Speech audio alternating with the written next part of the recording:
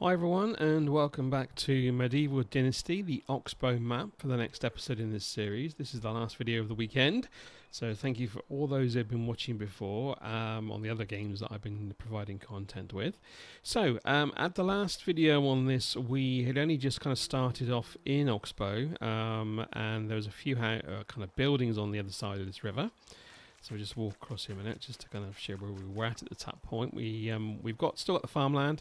We have the food resource, the general resource, and there was a house here, which has now been replaced with a barn. And also there was a house in that corner, which has now been taken away completely. The reason is you may recall at the end of my video, I was suggesting or stating that I was going to design what I wanted to do with the housing on this side of the river. And the other side of the river would become a animal kind of domain, so where all the goats and hens and cows and all that would sit eventually. Now, as you can see here, we have now got two full of the middle house type of house. So originally they had the simple house, the small one. This is the middle one, and then obviously there's a larger one again. I'm in the end one. I'm in this one here. So that's why my house is no longer standing on the other side of the river. Instead, the barn is in its place, and this is the house of a couple that I put together that again were on the other side of the river. There's still one house over that side, and that is being replaced by this one here. So what will happen, what I'm trying to achieve with this is that people that are working on certain areas are in the same domain as their homes. So for example here, the person that lives here is also dealing with the wood. This is going to be a workshop eventually, so you'll have a workshop and a wood. Now at the moment this is the wrong person that actually is the wrong way around. This person actually lives on the other side of the river. Eventually what will happen is that I will swap over the allocations, so the male person that lives, or the man that lives in this house, will be a woodcutter in this shack. And then this lady will have her house built a bit further down here, and have another woodcutter shack which will replace the one that's over there. So the idea is that they live close to where they work. It's more of, there's no need for it, I just feel it looks quite nice. Once this house has been built, this will become this is going to be an excavation shed. So this is where your copper and your tin and stone is all kind of excavated, and clay. This is going to be a smithy, so I've already taken down the old smithy because I no longer need it for the time being. And basically this household will have a partnership with the man working on the excavation and the woman working on the smithy. Now you may recall, if you've played this other map, or if you've played the game before, that once the kind of couples get to know each other, then eventually they will be producing babies, maximum of 2 per household in this game. So obviously when the lady is off on what I call maternity leave for this purpose, they won't be working in the said kind of properties they were before, so they won't be working in the smithy. So you then need to kind of plan around what's the best course of action. Do you sort of plan ahead? Do you build more, or construct more rather, not build more, construct more items in preparation that may occur? So for example, with regards to the smithy, I'll be looking to kind of manufacture tools and weapons. Now, do you build enough weapons and tools that actually would account for her being missing for 9 months after the baby's born? Because that's literally what's happened. The production will just stop unless you do it yourself. Alternatively, second option is you do it yourself while the lady is actually off. Other than that, it's just kind of, and I'll go back to really what I've said in the Valley series, is that there are certain jobs for me that you want to maintain without having the drop in production. So you want an excavation camp person to be there permanently. So for me, the male person in the relationship should be on the excavation camp. They should be the woodcutters. They should be the farmers, because you then won't see a drop in the natural resources that you need. You need to have the food coming from the farms. You need to have things coming from the camps like copper to make your tools and all that, or bronze eventually. So you do how you see fit, but it's kind of like if you've got those people in place, that they're not gonna stop working, in that respect. So you are continuing with the production. Anyway, I digress. So so this basic house will have these two people there, and the whole general idea is that I will build houses close to where people work. So again, for example, when I come to things like the sewing hut, then you'll have a house with a sewing hut next to it, and probably even a herbalist hut next to it. So you have one person that's a herbalist and one person that's actually dealing with all the sewing and creating of bags and materials and all that. So is that kind of element where, as the town grows, that is what I'm looking to do. It's going to be slow going because, as you can see, I've literally stripped the area of wood at the moment. Obviously, I've left most of the trunks in, probably about 80% of the trunks in, so they'll regrow. But it takes 2 years for a tree to regrow, and we are in year 2, just starting in the spring. So I would not expect to see these trees growing back until spring in year 3. So, you are reliant on your materials coming from your workers, and that's why I've got 2 woodcutter camps going at the moment. So if you open up the management table, and if I go into the woodcutter camp, as an example, you will see that I'm generating firewood, planks and logs. So 8 logs, 21 firewood and 6 planks, and then the other one, it's there's no firewood. So again, I'm generating a surplus of about 13 logs a day and roughly a surplus of about 16 planks a day. The firewood is there or thereabouts. It's 77 points per day required, which is the equivalent of it's 5 per item, so 15. And I'm generating 20 because in the winter you do go through more wood, so therefore the wood requirement is higher. But the rest of the year, and obviously the more people you get in, the more population you get in, obviously the more the food and the water requirement is. So again, it's kind of like managing with what I've got at the moment on that basis. But so the logs are they're coming in very slowly at the moment. Unfortunately, with a woodcutter 1, you can only have 1 person working. With a woodcutter 2, you can have 2, because they'll be doing other things as well. And that's useful because then you get more of a production line coming in. So this is why a lot of these properties are currently standing partially built. So for example, this workshop, it's not a requirement at the moment for me. I will need it eventually for wooden bowls, but it's not something that's actually necessary as a priority. Looking at this, I could probably get it done. There's a few logs in here, so actually thinking about it, let's probably get this one sorted out. I've done the straw, so I now have a workshop, which means I can then, if needs be, I can start doing wooden bowls for myself for food. I'm managing the food at the moment because there isn't many of us in there. So again, if you look at the management levels, what's required, we need 90 food, and if you go into the potages, 1 potage generates 40, so we need 2 and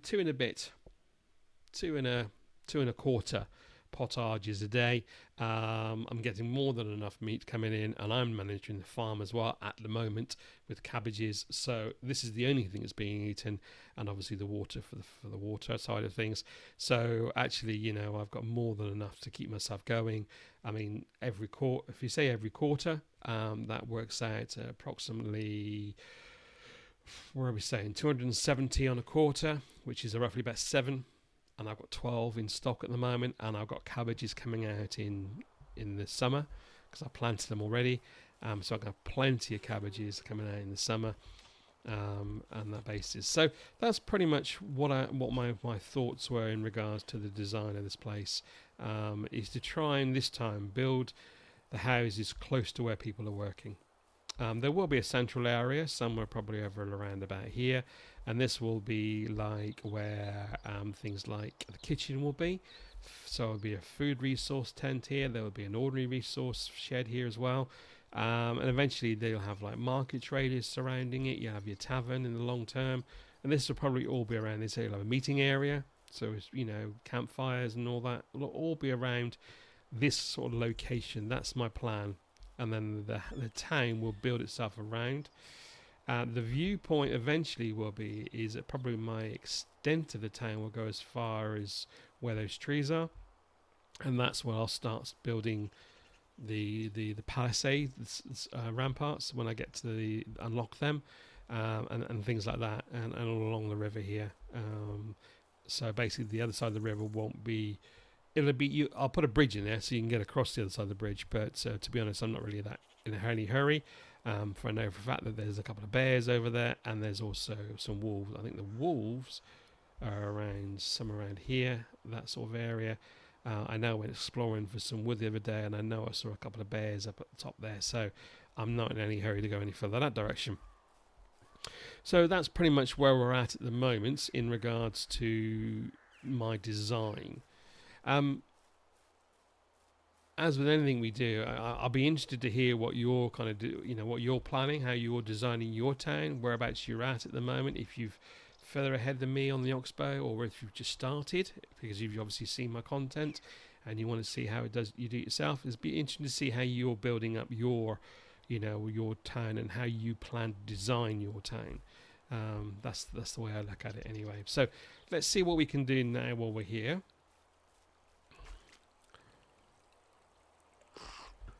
Right, so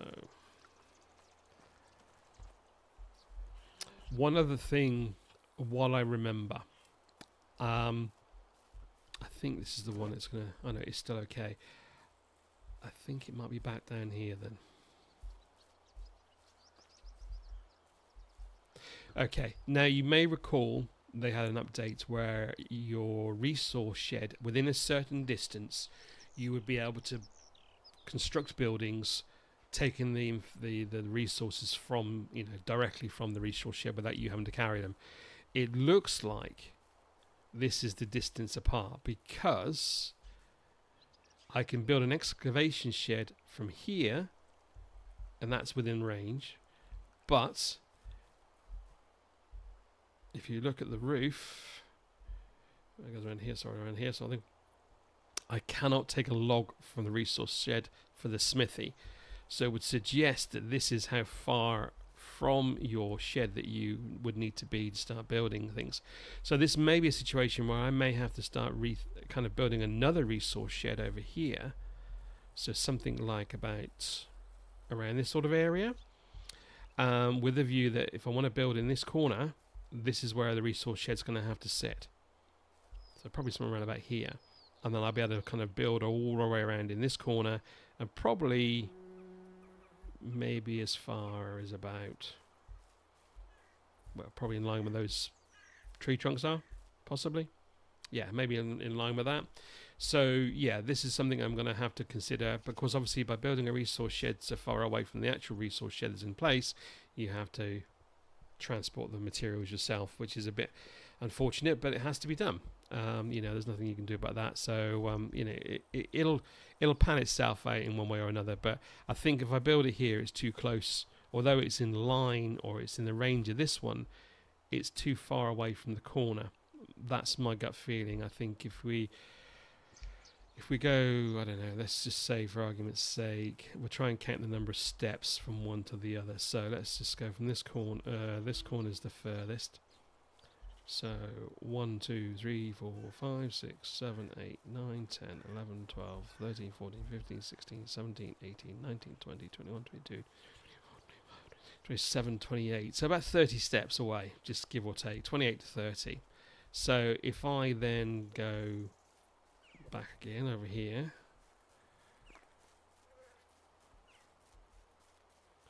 I'm going to do the same again. So 1, 3, 5, 7, 9, 11, 13, 15, 17, 19, 21, 23, 25, 27. So it'll be around this sort of area that I'd need to build it. Is that too far from that corner? 2, 3, 4, 5, 6, 7. And we might be alright. We might be okay. So, yeah, we'll probably be looking around here. So actually, let's put that in place, shall we? And we know it's close to there, so let's put that in place. Let's start start the build if nothing else. So building, storage, resource 1, and we're going to put this somewhere around about here. We will move it in time. In fact, what I'd actually do is I put it so actually we won't want to move it. There we go. Because the other one's definitely going to be moved, but this one. So we are just still in line there, and I'm hoping that this is also in line as well. So actually, until it's built, it's not going to show, is it? Of course it isn't. What a silly person I am. There we go. Yeah. But I'd imagine it should be well within that. So it's an idea for you to remember that when you are, if you want the ease of not having to transport backwards and forwards, if you build resource sheds, you can always destroy the old one. Because I said what will probably happen eventually is once I've kind of started building around here, this one will cease to exist, and we'll build another one up there to do exactly the same thing. And obviously by destroying one, you get some of the materials back. As long as you've unlocked the skills, which I think it's, let's have a look. Yeah, skill set K. Yeah, it's on... Yeah, so on your extraction, it says 50% resources recovered from destroying structures. It's important to get them that early on, if you can, because you'll get half of your resources back. So when this gets destroyed, so let's just say for argument's sake I want to build another one. It's 110 sticks. When I destroy the old one, I'll get 55 back. Same with logs, it's 17 logs back, 6 stone back, and 20 straw back. So you'll get some of it back, not all of it, but it certainly kind of helps you when you're moving stuff around. So again, let's just see what else we can do today. So the house is, for me, is going to be priority, because once the house is built, I'm going to go into town and get 2 more villages. One for the extraction shed and one for the smithy. So let's see how far we can get with this. We're still a fair way away, I think. So we've got the roof on, I believe. The roof is on, yeah. So it is literally just the outside. So that's 8 that side. So we 8 the other side. So that's 16 logs there. And then we've got another 12 there. That's 28. And another 11 here. So it's 39 logs I'm going to need. So it's going to take a couple of days for that to generate from directly just from the woodcutters themselves. And I just don't have the facilities at the moment. And I could go up into the hills there, but it would take so long to bring all that back. Is it worth my while doing it where I can do other things? We're at 5:30 on the 4th day. So we're going to be going into summer, which means I should be losing some of this clothing, so it would be too hot to wear this. I don't need to feed myself because I've got plenty of time before we shut for the season, and it'll just replenish myself. And I did some mining during the season, so I'm not going to do any more now either. So what we'll do is we'll take us into the summer. I'll do a change of clothes, and then we will move from there.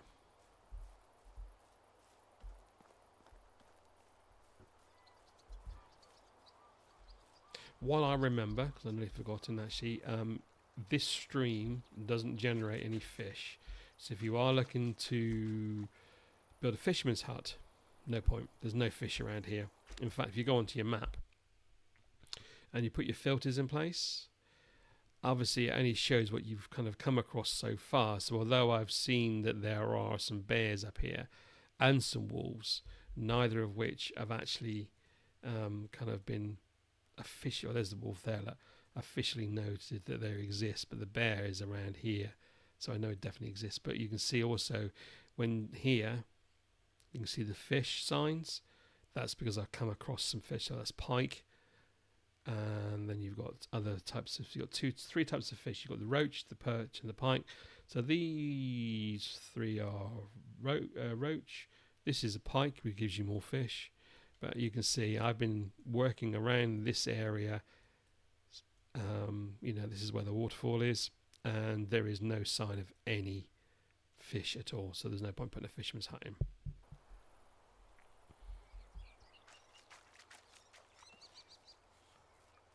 I light the fire for them because obviously they still gather by the fire.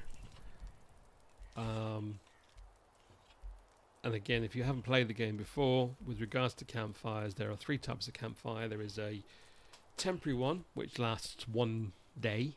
There is this type, which is the wooden one, which lasts a season, so tomorrow it won't be there.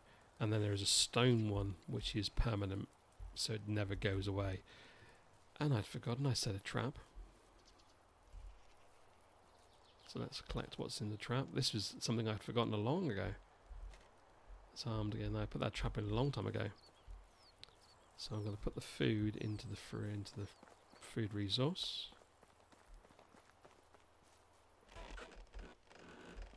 I put that trap in on month 1.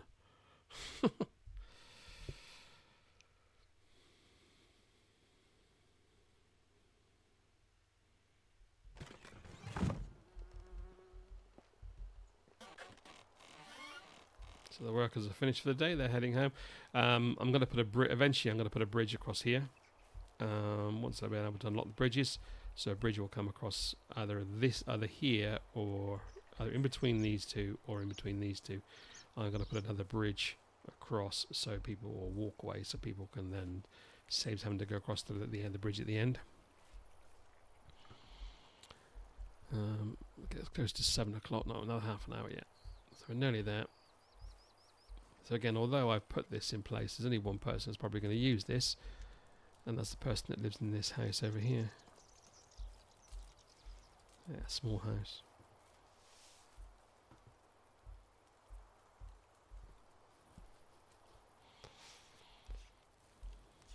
What I want to do in this series is to kind of go down the route of showing things I didn't show in the valley. So, you know, if you rather than duplicate what's been done, so how to build certain things, and that, I want to kind of show the new design, but I also want to show things such as the new paintwork when it becomes available, so the need to get dyes down the line, also things that like for example weapons and armor. Weapons obviously we had before, but we didn't have things like swords and we didn't have armor, so this is new. So those type of things are the type of items that I'll be looking for to generate within this series of content, as well as building my town. So you might find as time goes on that there'll be less and less videos until I get to a point where I feel that there's more newer content to show on this basis. So you might find there'll be a couple to 3 weeks or something like that in between. Of course, in the meantime, if you've got any questions, as always, please put them in the comments section below. 7, so let's head on back over to my house and we'll grab some sleep, and then in the morning we'll get out of this winter clobber, put the summer clobber back on, and then go from there.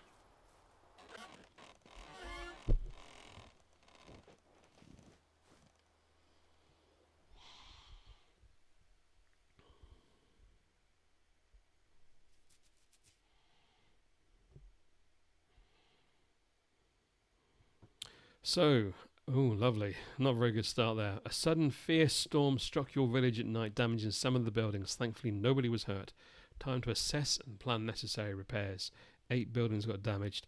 So this at the end of every season, as with the valley map, you do get situations where this will occur, and not a good start when your building is already damaged. Right, let's get the repair. Oh my goodness, mine is completely knackered. So unfortunately it's going to take out some of your supplies. You need to do it. So straight away I've run out of logs. Planks, that's okay, I've got plenty of planks in place, but this is just my building that's just damaged. And bear in mind this is summer, so let's look at the temperature. Still only 16 degrees, so it'll probably warm up later and it'll tell me you need to change. So I'm going to keep my winter clothing on for now. I can imagine these guys are not very happy at all. Especially when it's this early on, when you don't have the materials to actually replace. I mean, look at the number of logs I'm going to need. Straw, straightforward. That's nice and straightforward. This is the same, this will be straw. And I've got loads of straw in stock, so there's not a problem with that. Let's head across the river. This is going to be sticks, I would imagine. Or straw, no straw.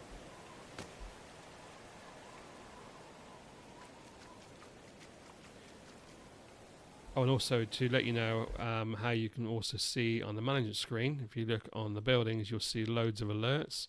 So this means that the woodshed needs repairing. So that's a repair damage symbol. This is basically a not built symbol. The houses, you can see 2 of them need repairing. Storage, so the kitchen needs repairing, and probably one of the storages needs repairing. The food storage needs repairing as well. So there's lots here to do. So sadly, this is going to take a lot of my time in summer to repair this, especially as everything pretty much is logs at the moment until I start. When you get further down the line, you start using stone. Also, you can have a builder's hut, which means you can then tell the builder to do the work for you. So that's that done.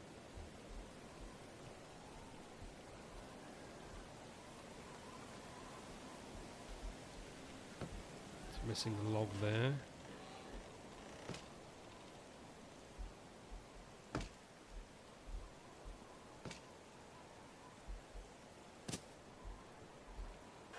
I don't think I've ever had it this severe in the valley map, but this is Oxbow, so it's the next stage up, so to speak. So that's logs needed as well. So I think today's log supply is going to be literally to repair every building that needs rebuilding. Okay, I've done as much as I can at the moment. Oh, hang on, no, the resource shed across the water. Oh no, that's someone's house. Planks. So all the planks that I'd saved up are all going to be used.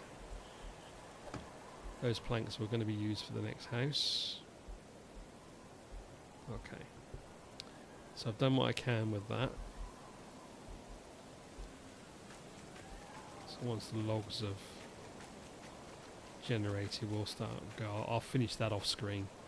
In the meantime, let's pick up some cabbages.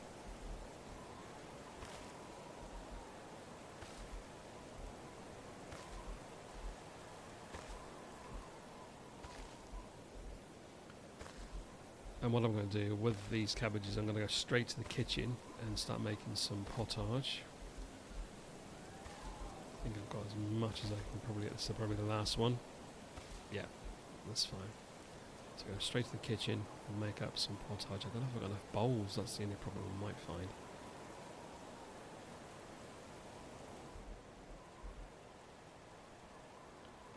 I've got 12 bowls. How many can I make? 11. So this will give us plenty of food, and the rest of the cabbages I'll just collect and put them straight in to the food resource. It's going to tell me I can't move. Yeah, I thought it would be the case. Right, so what's in my inventory that's causing me...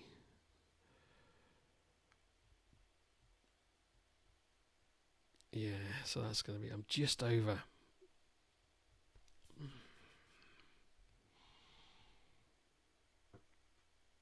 Okay, just for now I'm going to drop the shovel, I'll come back and pick that up in a minute. But it's just so that I can get back to the food resource shed and put this away.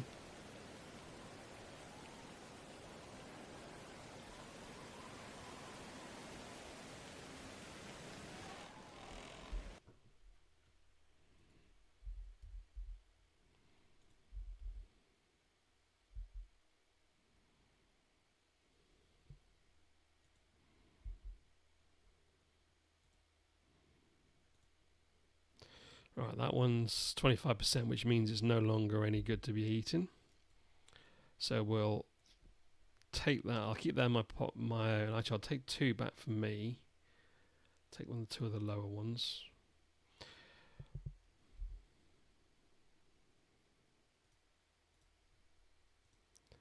And then the third one I'll drop in the corner because I had to drop some last time as well. So let's just pick up the rot.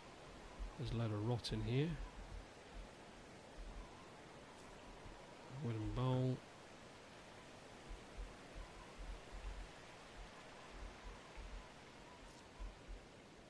I'll drop the other potage. So the one that's that one, I'll just drop that because it's poison. Otherwise, you don't want poison. In the meantime, everything else goes in here. So the rot goes into food storage. And the wooden bowl we'll put next door.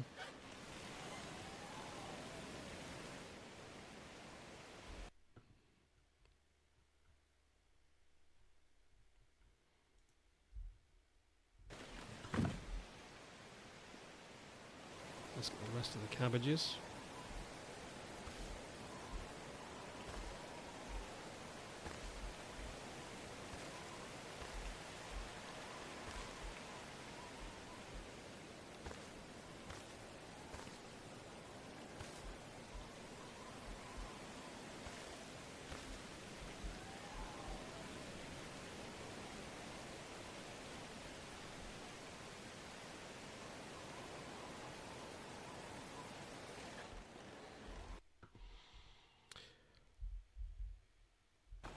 Now, again, if you have not played this game much before, you're probably wondering why I dropped the food on the floor to rot. It gives you the scope for your fertiliser. Initially, you obviously have to pay for that.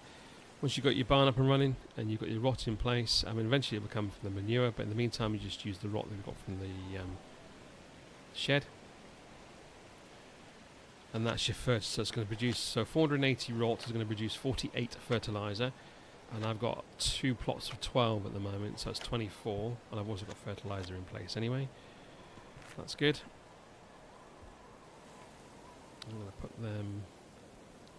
Fertiliser goes actually into the normal resources of your shed. Okay, and then what we're going to do is we are going to fertilise the land. So we need the bag.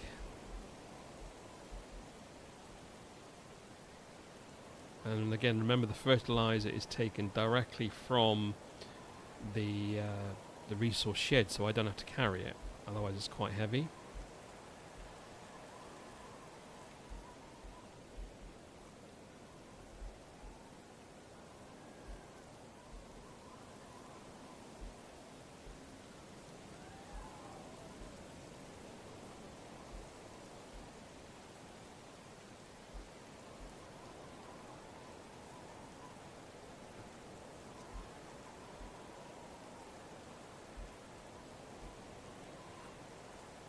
I think thankfully because there are only 4 of us in the village, I can manage the farming with what I've got, these 2 plots of 12, purely and simply because it doesn't take that much time. Also I'm on 4-day seasons as well, which means I've got plenty of time to do it. I'm also not spending that much time in the village in the town rather at the moment, because until I get some new villages in, what I'm going to concentrate on with the new villages is the smithy, that they can create, say, copper arrows or tools, and then I can sell them to start building up my pot. Might need the hoe, which I think is that one. So the copper hoe, how many copper hoes have I got? Is it just the one? Yeah, so I'm going to need to put another hoe. I've got enough in the smithy isn't built, so I'm going to have to do stone hoes for now. Let's concentrate and build 2. That's wooden hose. I want stone hose. So I'm going to have to do wooden hose because the stone hose is also in the... So we'll do that. We'll do 1 for now. Let's do the copper hoe.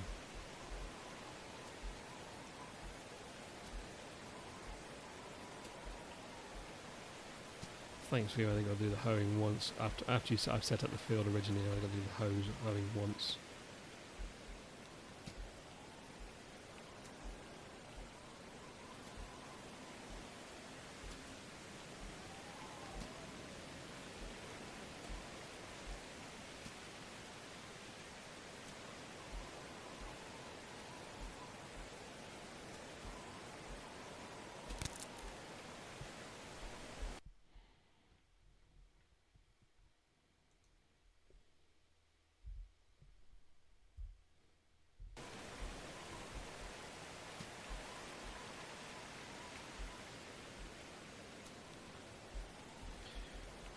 think I come to learn, or to kind of wise up the fact that when I first played the Valley map, I was in a hurry to get things done, especially getting money in. And yes, that's ideal, especially with taxes, but then the taxes are relevant to the buildings and what you're doing.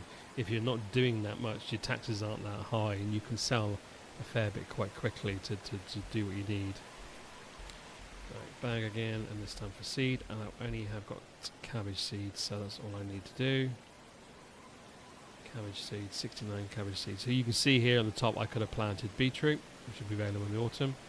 That would have been spring though. This is now summer, so it's summer and autumn. So the only thing available to be planted in summer is actually, ironically, cabbage seed.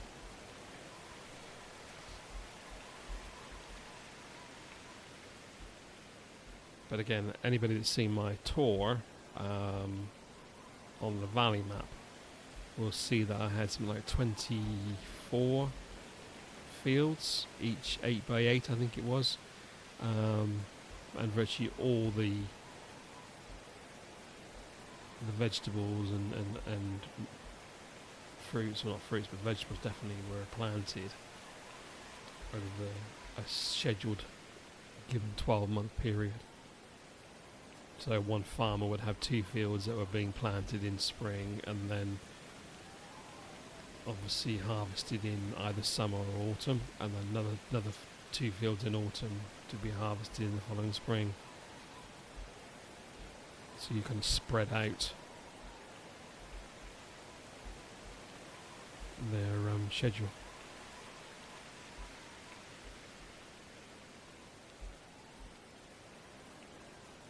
And that's it. That's my farming done. Oh, forget that. Keep doing that. Let's put the bag away. So that's pretty much it for now. Off screen, like I said, what I'll do is I'll be repairing the damaged buildings that we already have with the logs that we get from today's work. Although, are they working? Oh, they are. I was going to say, are they actually working? But they are, yeah. And then obviously the next time we come on for content video, I'm hoping to be a bit further forward, show you a bit more of my design, a few more villages in place, and things like that. Otherwise, thanks for watching today. We've enjoyed it, and as always, if you want to click the like and subscribe button, then that'd be good as well. And I'll see you soon.